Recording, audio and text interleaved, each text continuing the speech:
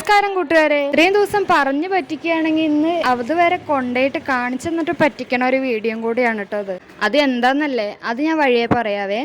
അങ്ങനെ പറഞ്ഞ് അവസാനം രണ്ടും കൽപ്പിച്ച് ഞങ്ങൾ കാർ എടുത്തിട്ട് നിലമ്പൂർക്ക് പോവാണ് കേട്ടോ. അപ്പം നിലമ്പൂരിൻ്റെ റെയിൽവേ ഗേറ്റിൻ്റെ അവിടെ അത്രയും കാലം അടച്ചിട്ടിരിക്കുകയായിരുന്നു. അപ്പോൾ നമ്മളുടെ റോഡൊക്കെ ഓപ്പൺ ചെയ്തിട്ടുണ്ട്. ഫുൾ പണി കഴിഞ്ഞിട്ടില്ലെങ്കിലും ഇങ്ങനെ ആക്കിയിട്ടുണ്ട് കേട്ടോ.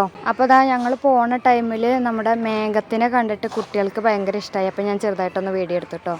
അയാൾ നേരെ പോണത് ഇമാജ് എന്ന് പറയണ നമ്മളുടെ ഷോപ്പിലേക്കാണ്, മൊബൈലിൻ്റെ ഷോപ്പിലേക്കായിരുന്നു. അപ്പോൾ ഒരു ഫോൺ വാങ്ങിത്തരാമെന്ന് പറഞ്ഞിട്ട് അവസാനം വാങ്ങിത്തരാമെന്ന് പറഞ്ഞിട്ട് പോയതാണെങ്കിലും എടുത്തില്ല. അവിടെ ഞങ്ങൾ റേറ്റും കാര്യങ്ങളൊക്കെ അന്വേഷിച്ച് കഴിഞ്ഞിട്ട് പിന്നെ നേരെ പോണത് ഗൾഫ് ഫോണിലേക്കാണ് കേട്ടോ, നിലമ്പൂരിൽ തന്നെ ഉള്ളത്.